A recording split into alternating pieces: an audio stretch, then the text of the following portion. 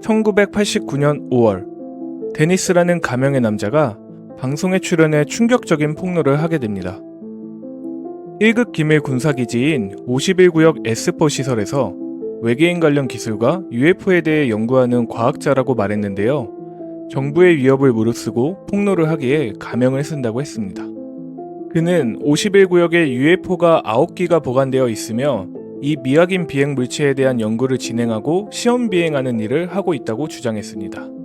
당시 인터뷰를 했던 기자는 데니스의 이야기에 신빙성이 있다 판단하여 신원을 밝혀주면 도와주겠다고 설득을 하게 됩니다.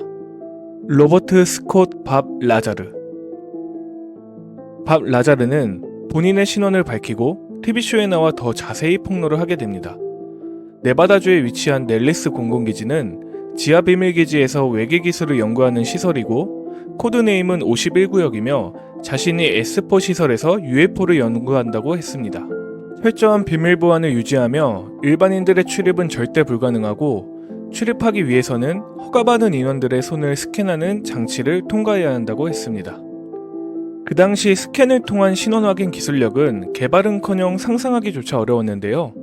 그 안에서 본인이 하는 일은 UFO를 연구하고 동력 장치를 확인한다고 말했습니다. 이 비행체들은 우리의 과학기술로는 설명할 수 없는 고차원적인 외계 기술이라 설명했으며 비행체 주위에 어떠한 방법인지는 정확히 모르지만 중력을 없애고 그 사이 시공간을 뒤틀어 어느 방향이든 나아갈 수 있다고 했습니다. 도저히 우리의 기술력으로는 완벽하게 설명할 수도 없고 분석해낼 수도 없는 기술이라고 말하였는데요. UFO의 추진력의 핵심은 115번 원소라며 설명했는데 현재 우리의 기술력으로는 구현조차 어려운 물질이라고 했습니다. 하지만 그 당시 원소는 109번까지만 있었다고 합니다. 밥 라자르는 51구역 이전에 MIT에서 물리학을 전공했고 핵폭탄을 처음 개발한 로스앨러머스 연구소에서 근무를 했는데 MIT에서 교수님이었던 에드워드 텔러 박사의 추천으로 EGNG라는 회사의 면접을 받고 비밀리에 넬리스 공군기지로 이동해 51구역에서 일하게 됐다고 말했습니다. 그리고 더 충격적인 폭로도 이어갔는데요. 51구역에는 UFO만 있는 것이 아니라 실제로 외계인들도 있다고 말했습니다. 어린아이들 정도의 키를 가진 외계인들이 적어도 18명 정도는 있다고 했습니다.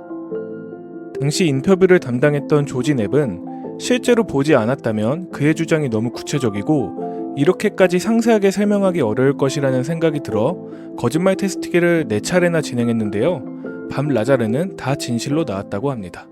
하지만 그의 주장엔 치명적인 오류가 있었습니다. 해당 연도 MIT 졸업생을 확인한 결과 밥 라자르란 사람은 없었고 논문 기록조차도 확인이 되지 않았으며 그가 다녔다던 로스앨러머스에서도 그의 기록을 전혀 찾을 수가 없었다고 합니다. 이에 대해 밥 라자르는 내 신분에 대한 기록이 점점 사라지며 조작되고 있고 내 생명에도 위협을 느껴 방송에 출연해 모든 사람들이 나를 알게 되면 정부에서도 나를 어떻게 하지 못할 거라고 말했습니다. 밥 라자르는 51구역에서 일했을 때 사용했던 출입증과 월급 내역서까지 공개했는데요. 그럼에도 사람들은 그의 말을 믿지 않으며 음모론자다라며 조롱했습니다.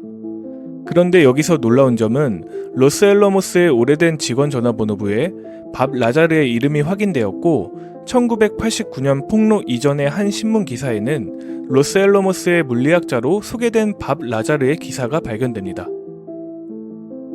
그리고 밥이 UFO의 추진력이라고 말했던 115번 원소가 2003년 러시아와 미국이 공동으로 연구한 결과 실제로 115번 원소를 발견하게 됩니다. 정말 그의 말대로 그의 기록은 사라지는 중이었던 걸까요? 그리고 2013년 CIA가 넬리스 공군기지에 대한 비밀 문서를 공개하며 코드네임 51구역을 공식적으로 인정합니다. 하지만 UFO를 연구하는 비밀기지는 아니며 군사무기를 개발하고 시험하는 곳이라고 했는데요.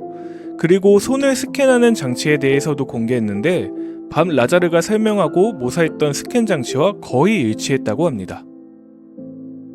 밥 라자르는 어떻게 51구역이라는 코드네임을 알고 있고 실제로 보지 않았다면 이렇게까지 구체적으로 묘사할 수 있었던 걸까요? 그렇게 시간은 흘러 2018년 밥 라자르에 대한 새로운 다큐멘터리가 공개됩니다. 그는 1989년 폭로 이후 정부의 감시와 사람들의 비난에 힘든 생활을 해왔다고 하며 아직까지도 본인이 본 것에 대한 것은 사실이다라며 주장합니다. 보통 음모론자들은 돈을 목적으로 하는 경우가 많은데 밤 라자르는 이 폭로 이후 돈을 벌지도 않았고 오히려 더 힘든 생활을 이어가고 있습니다.